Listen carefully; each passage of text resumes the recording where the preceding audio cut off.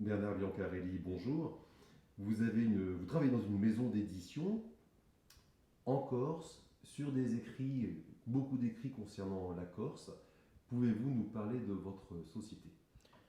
Alors, les éditions Albiane, c'est une maison d'édition qui existe depuis les débuts du mouvement culturel riacuiste en Corse, c'est-à-dire les années 80, mais dans tous les domaines, c'est-à-dire elle est à la fois généraliste et régionaliste, hein. C'est une maison qui publie de l'essai, du beau livre, de la littérature. Vous êtes présent au Salon du Livre Insulaire de Ouessant pour sa 23e édition. Vous avez été primé. Oui, on a été primé, doublement primé.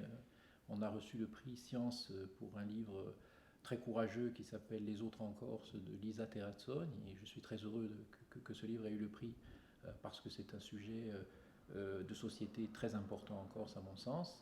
Et puis nous avons eu le Grand Prix du Ponant, hein, qui est le livre pour le livre Grandeur et misère de bandits de Corse de Caroline Parsi et Jacques Moretti. Alors Bernard Biancarelli, quels étaient les propos des auteurs sur ce livre, sur les bandits?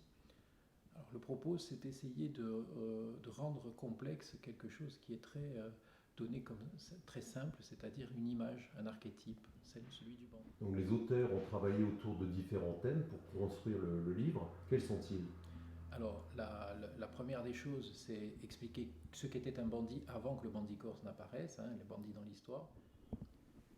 Donc, la seconde partie, c'est comment on devient bandit, quelles sont les différentes façons de devenir bandit, hein, qui évoluent au fur et à mesure de l'histoire. La troisième partie, c'est la chasse aux bandits, comment elle s'est organisée, comment on a combattu les lois, la gendarmerie, etc.